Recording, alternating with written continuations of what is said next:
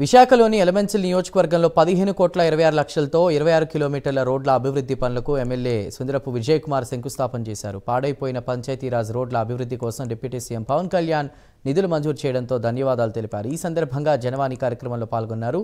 రోడ్లు తీవ్రంగా దెబ్బతిన్న ఏటికొప్పాక, నాగవరం రోడ్లకు ఈ నిధులు కేటాయించడం జరుగుతుందని తెలిపారు. ఇప్పటికే రాజకోడూరు, అప్రాయుడిపాలెం పనులు పూర్తి చేసి ప్రారంభించడానికి సిద్ధంగా ఉన్నాయని అన్నారు.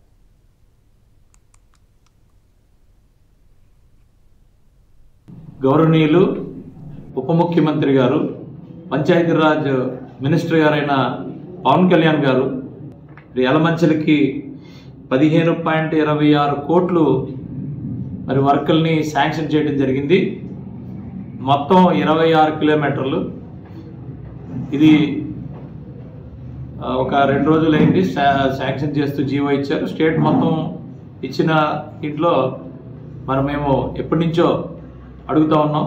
అందులో 26 కిలోమీటర్లు కూడా శాంక్షన్ చేయడం వల్ల అక్కడున్న ముఖ్యంగా కొన్ని గ్రామాలు ఏటుకొప్పాక కానీ, నాగవరం, రాజపేట కానీ ఇవన్నీ చాలా అద్దానంగా ఉన్నాయి. మరి ఆ ప్రజలందరూ కూడా ఎప్పటి నుంచో మరి ఎదురు చూస్తున్నారు. మేమంతా ఎదురు చూస్తున్నాం.